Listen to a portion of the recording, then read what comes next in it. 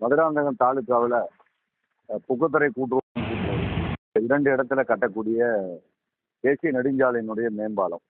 இந்த மேம்பாலத்தால் கிட்டத்தட்ட 1.5 ஆண்டு காலமாக இந்த பகுதி மக்கள் மட்டும் அல்லாது பயணிக்கிற அத்தனை பேரும் கொடுமையான பாவத்தை சுமக்கிறோமா என்கிற அளவுக்கு உணர்வு எழுகிறது. இந்த 2 பாலத்தையும் தாண்டி சென்று விட்டால் அப்பா எவனுக்கே போன மாதிரி, அதாவது சொர்க்கத்துக்கு போன மாதிரியான ஒரு எண்ணம் என்பது கார்ல போறவங்களுக்கும் சரி வண்டியில போறவங்களுக்கும் அப்படியான ஒரு கொடுமை மிக்க பாலமாக மாறி இருக்கிற சூழலை அரசாங்கம் உடனடியாக தலையீடு செய்து அதை துரிதமாக, ஏன்னா ஒரு பாலம் கட்டினா குறைஞ்சபட்சம் 6 மாதம் வேணுமா 9 மாதம் வேணுமா அப்படின்னு என்ஜினியருங்க சொல்லுவாங்க. இது எத்தனை வருஷமா கட்டிக்கிட்டு இருக்காங்க? இது எப்படி சரியா?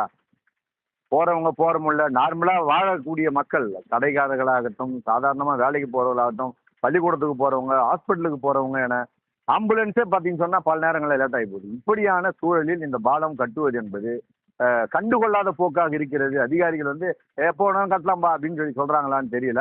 இது சரியான நிலைப்பாடு இல்லை.